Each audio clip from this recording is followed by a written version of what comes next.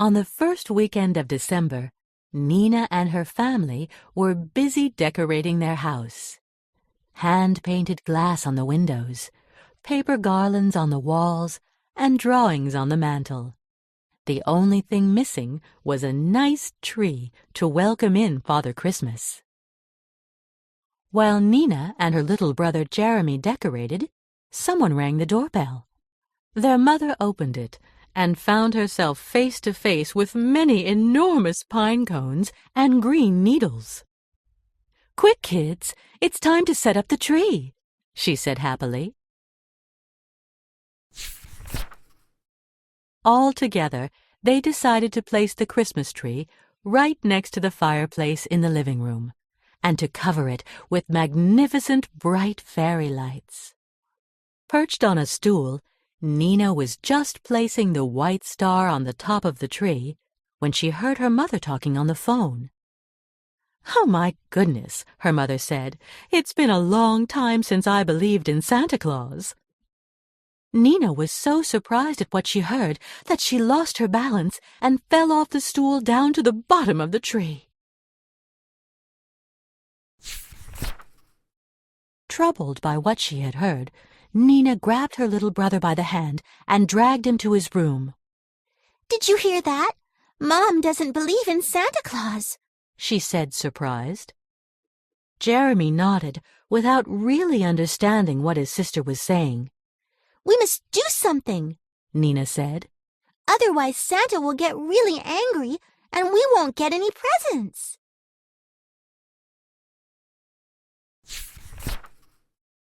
She quickly took a sheet of paper and some colored markers and then sat down at her desk. In utter silence, she scribbled some words on the page. She was concentrating so hard that her little brother didn't dare disturb her. He just sat next to her, quiet as an angel. "There, all finished," she said at last, proudly waving her letter. Grabbing an envelope, she put the letter inside and sealed it. She put just a dab of her favorite perfume on it and wrote her name and her little brother's on the back of the envelope.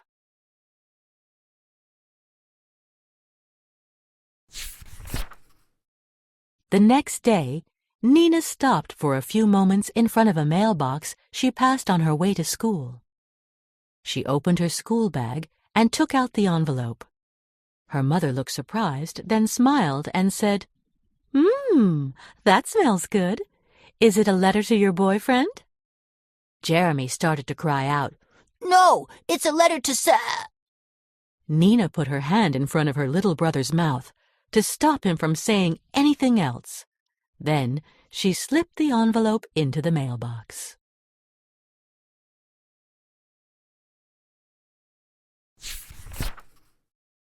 On a wintry morning just before sunrise, a house in the middle of nowhere was covered with snow that had fallen all night. Inside, an old man finished getting dressed and put on a big red and white coat. He opened the door to the house and heaved in 2 large heavy bags of mail addressed to him. He sat down to drink his hot chocolate and read the letters he had just received.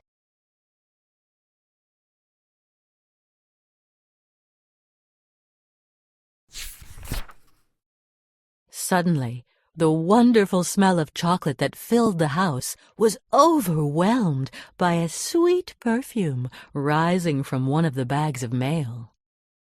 The old man sniffed the letters one by one in search of the one that had tickled his nostrils. This one smells good. I wonder who sent me a letter with such lovely perfume," he said. He sniffed the envelope and very carefully opened it up.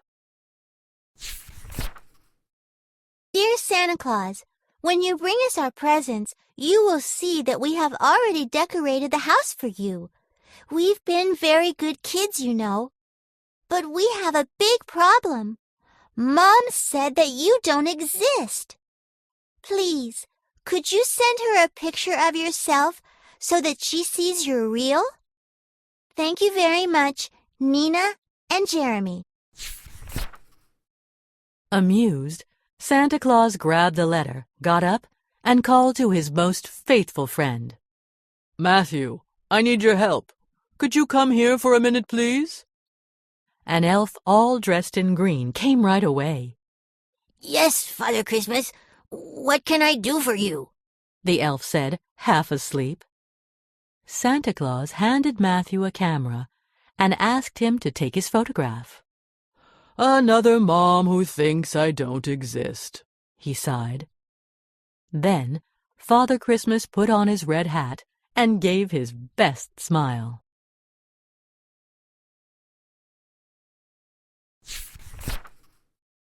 Just a few days later, Nina's mother opened up the day's mail. She opened one of the letters and found the photograph that Matthew the elf had taken of Santa Claus. After a moment's pause, she said to her daughter, "Uh-oh, it looks like Grandpa sent us a picture of himself dressed as Santa Claus. You should really call him and say thank you." Nina looked at the picture and immediately realized that it wasn't her grandfather. It was the real Father Christmas who had answered her letter.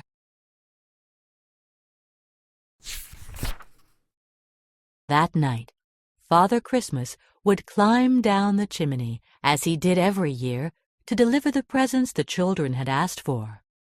It was December 24th, and it was Christmas Eve. But this time, Nina was determined to prove to her mother that the old man in the photo was not her grandfather. She had to know that it was Santa himself. After their holiday dinner was over, Nina flashed a knowing smile at her little brother before the whole family went to bed.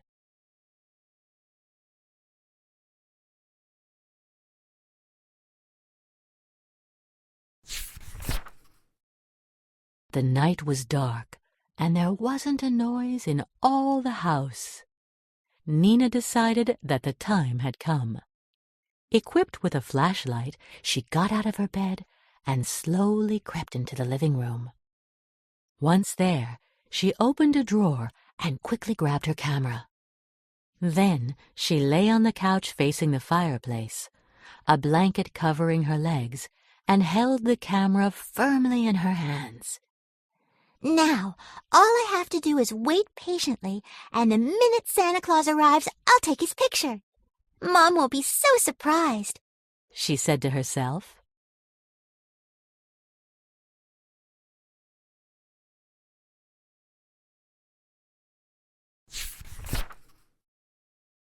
Armed with patience and her trusty camera, Nina quietly waited for Santa Claus.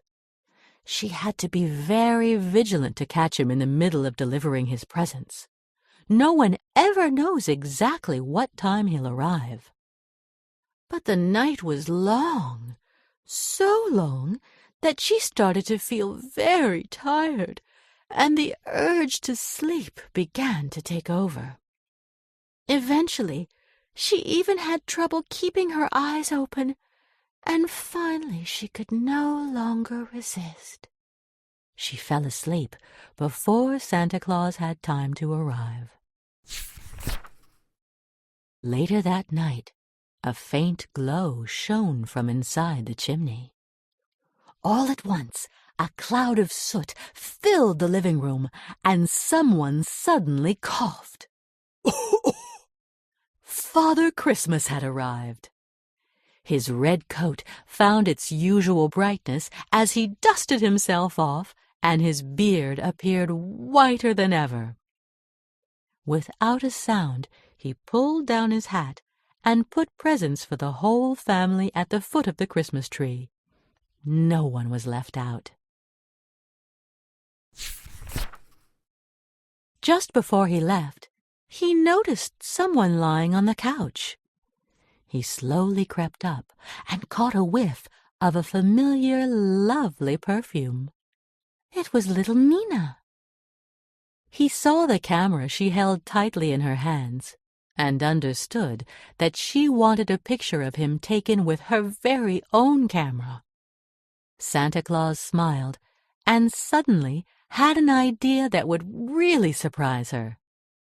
He took her camera with him and whispered in her ear, taking care not to wake her up. "Don't worry, I'll be back in a hurry."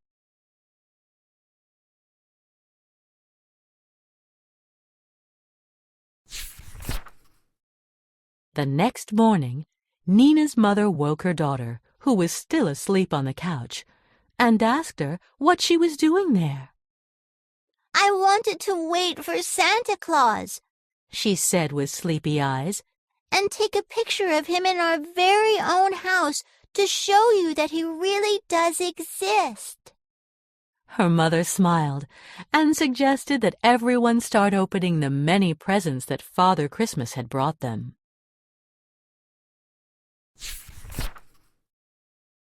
While the children were busy enjoying their new toys, their mother decided to capture the magical moment. All of a sudden, she turned pale and stammered, "Come and see this! Something happened in the house last night!" The whole family gathered round, and what a surprise they had! Santa and his elf friend Matthew were real pranksters. In the night, they had taken lots of funny photos with the camera before giving it back to Nina. Nina looked at her mom's dumbfounded face and said with a mischievous smile, "I believe we had a visitor last night." Her mom laughed, and with her daughter in her arms, she said, "You were right, sweetie. Father Christmas does exist, and he found a very clever way to make me believe in him again."